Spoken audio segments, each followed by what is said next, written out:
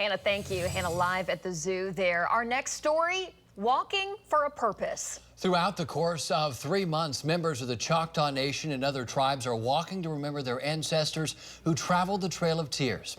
News 9's Jordan Daphnis is live in studio with more on the meaning behind this. Jordan. Well, Storm, in the 1830s, we know that more than 125,000 Native Americans were forced to make a brutal journey walking to present-day Oklahoma. Today, around 1,200 people are walking a total of 620 miles over the course of 3 months, each step honoring their ancestors.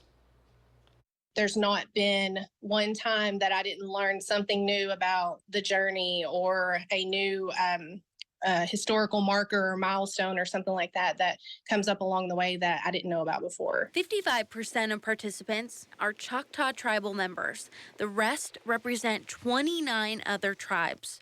Santana Milligan and her husband are walking as a team. Very blessed to have my husband do this with me. So we are required to have about 4,000 or 14,000 steps a day between the two of us. Participants are from 42 states, the armed forces, Germany, and Canada, each walking in their own neighborhoods, each and every step in remembrance. At the end of the day, this is to honor our ancestors. This is to honor the sacrifices that they made for us. There's an app where they track their progress. The more they walk, the more history they learn. I think about my grandparents who walked the Trail of Tears, and they were tired and they were exhausted and they were hungry and famished and they wanted to stop and they were unable to. Santana says some days it's difficult, but she remembers the sacrifice of her ancestors and she pushes forward. So that is the piece that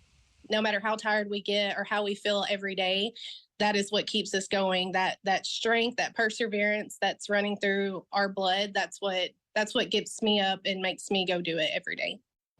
And this challenge is now full with a wait list, so you'll have to wait for next year to sign up, but there will be another opportunity. Live this morning, Jordan Daphnis, Oklahoma's Own News 9.